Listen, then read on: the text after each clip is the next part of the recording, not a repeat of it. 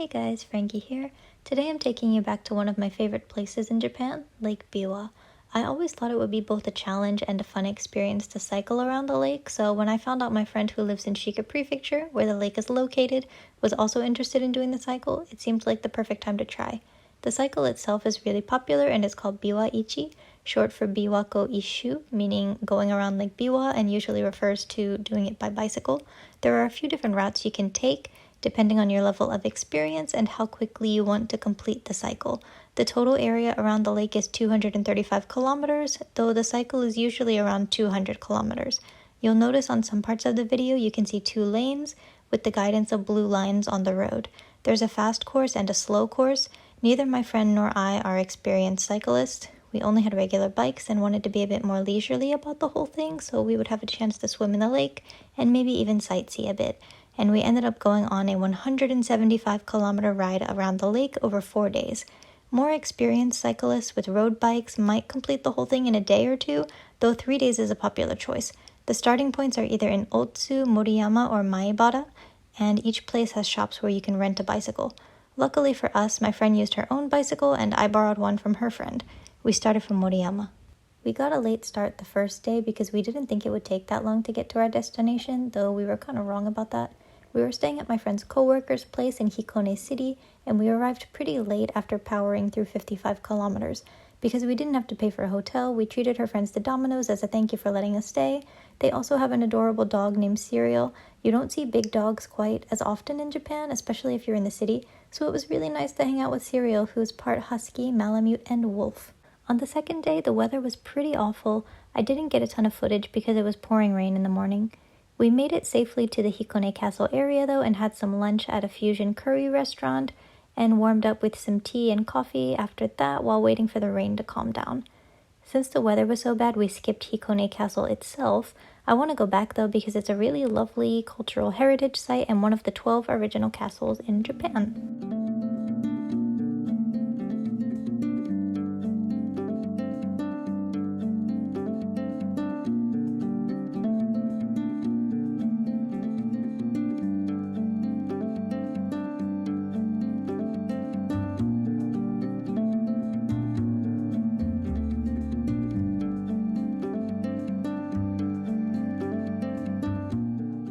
Luckily, we weren't going too far on day 2. It was about 30 kilometers to the guest house in the Nagahama area. We passed Nagahama Castle as well. I think you can see in the video how strong the wind was. When we were riding alongside the lake, the wind was really, really bad. My friend even fell off her bike when the wind threw her off balance. Luckily, she was okay and her basket was dented a bit, but I think she has insurance on the bike. The guest house was really nice. I can link it below. It's called Kishida House. The hosts were really nice and even drove us to the grocery store because nothing is really in walking distance. It would have been a 10 to 15 minute bike ride to 7-Eleven or 20 minutes to the supermarket. Not that far considering our journey as a whole, but the weather was bad and our clothes were soaked, or at least mine were. I felt fine when I was riding, but as soon as we stopped for the day, I realized that I basically had a diaper rash from wearing wet clothes for hours. It calmed down a lot overnight though. Day 3 was by far the most beautiful. It was mostly sunny, but it rained off and on throughout the day. I'm going to stop talking in a second so you can just enjoy the sights. But first, let's just take a quick look at the map. So you can see this is the top of Biwako. And okay, music now.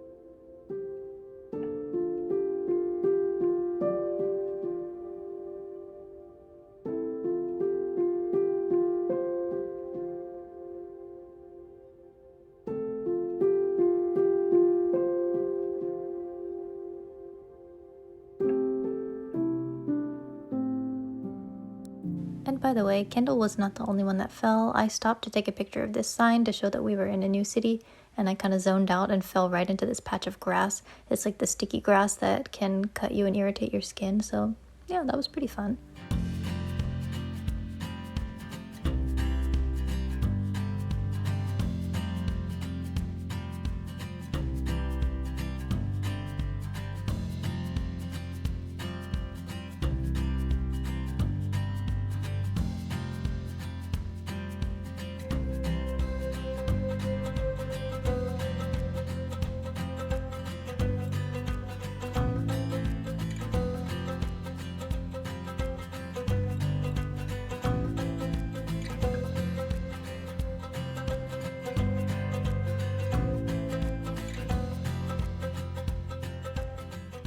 We passed by one of my favorite shrines in Japan called Shirahige. I always wanted to see it at sunset, and it was well worth it.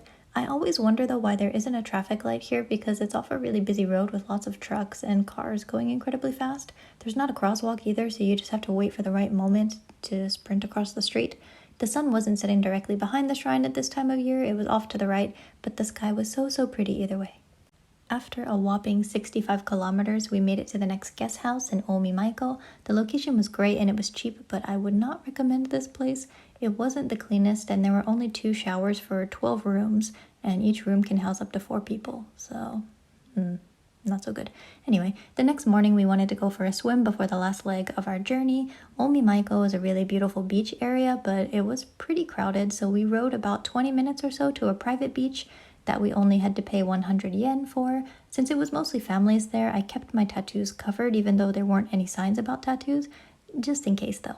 If we did the full 200 kilometers, the rest of our journey would have been through Otsu, which is more of a cityscape.